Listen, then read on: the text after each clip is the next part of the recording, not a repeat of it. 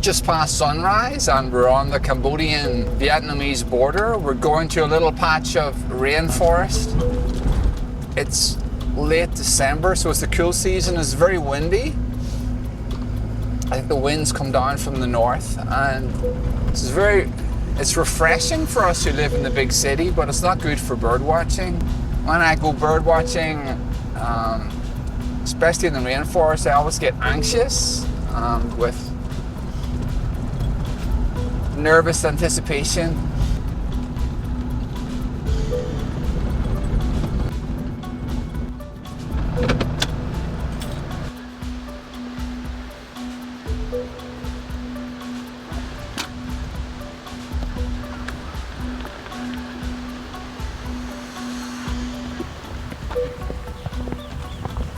At no stage did I decide to become a bird watcher. I didn't just make a conscious decision, I'm going to become a bird watcher. I think it sort of crept up on me, and I think that's what it's like with a lot of our passions. In my late teens I got a pair of binoculars and a bird book, and that was it. I was gone, just completely sold on bird watching.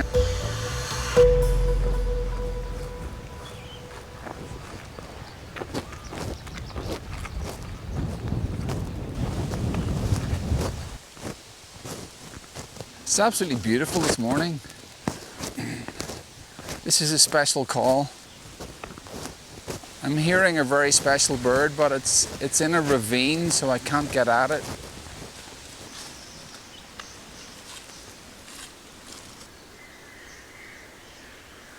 Definitely a lot of activity today. My everyday job is very mundane.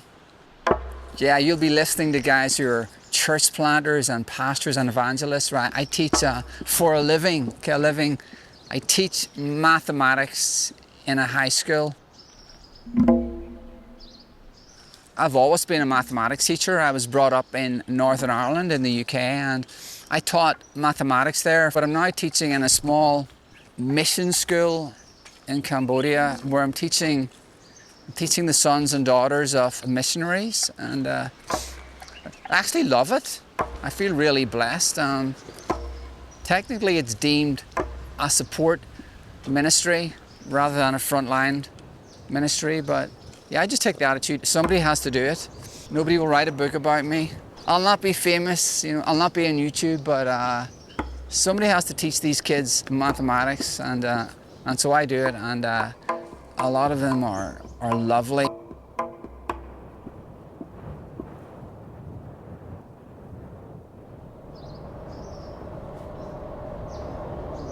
I can't really generalize, but many of the guys, they have a hobby or a passion, and it is important. So the bird watching, I can just speak for myself. It's very important for me. It always has been. Whether I would burn out or crack up without it, yeah, I really don't know. I live in Phnom Penh. It's a very intense city.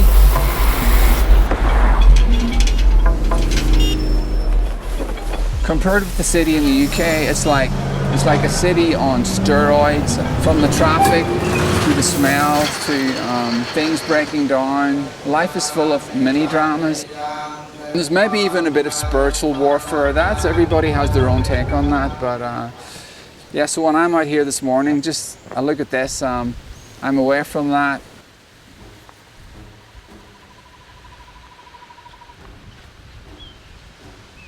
I'm not trying to forget the ministry or forget the school or my students.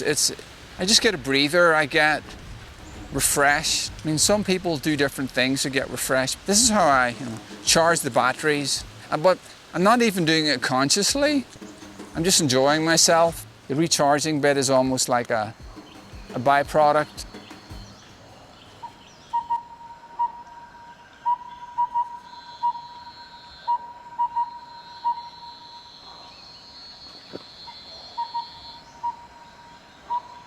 This is another flycatcher. It's got a very exciting name. It's called the brown flycatcher. It's not exciting, and it is a little brown bird fluttering around. People have asked me, when I'm bird watching, do I feel closer to God, or is it a spiritual moment? Yeah, I think the bird watching does. Makes me more attentive to what maybe God is like. I do feel sorry for people who think that all of this just happened by random chance. C.S. Lewis, I'm from Northern Ireland, so he's one of my mentors. He said, he wrote an essay called First and Second Things, and I think he said something like, as long as God is first in your life, and that's a challenge. I mean, that's a challenge. And I'm not saying I'm there, but if God is first in your life, all the other stuff you can have. You've got to get that right, okay? If God is first in your life,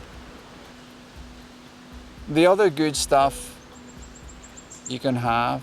Well, you probably know that. Keep the first things first. And then the other things you'll actually enjoy more. But if any of those things become first, wow, it'll end in tears.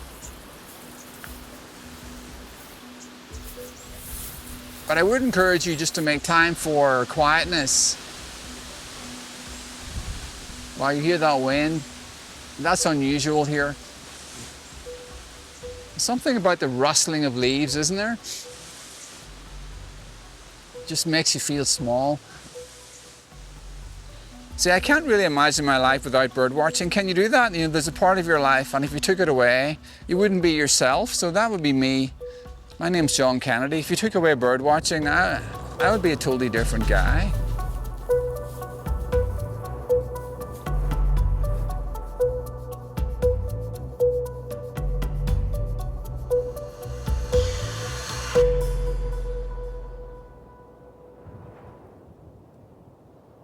You may be thinking, bird watching, you know what? It's a waste of time, waste of time. What has it got to do with anything? I wonder, have you heard? There's a Christian apologist called John Lennox. I wonder, have you heard of him? He's a mathematician. But he was saying once that the first job that was given to Adam was to name the animals, okay? Or name the creatures, which he called, I think it's called taxonomy. I'm showing off taxonomy. And he linked that with, Christianity. So here I am out here trying to find a bird and put a name on it. And that's sort of what Adam was told to do. You know, all of this is yours. You have dominion all over it, okay? There's 10,000 birds and so many thousand mammals and fish. And I just want you have the right to name them. So there you go. There's a bird calling. There's a bit of motivation. You know, name that bird in your garden. Because Adam had to do that, or name that bird that wakes you up every morning at 5 o'clock. And especially, I mean, some of you missionary folks are living in like beautiful places in the tropics, teeming with birds, and you should take a moment to look at them. And if you've kids, teach them. If you've children, give them a book or buy them a pair of binoculars and let them get on with taxonomy. I don't think it'll do them any harm. It'll not do you any harm. Might even get you off your screen. But I'm lecturing to myself. That was John Lennox, a very smart guy.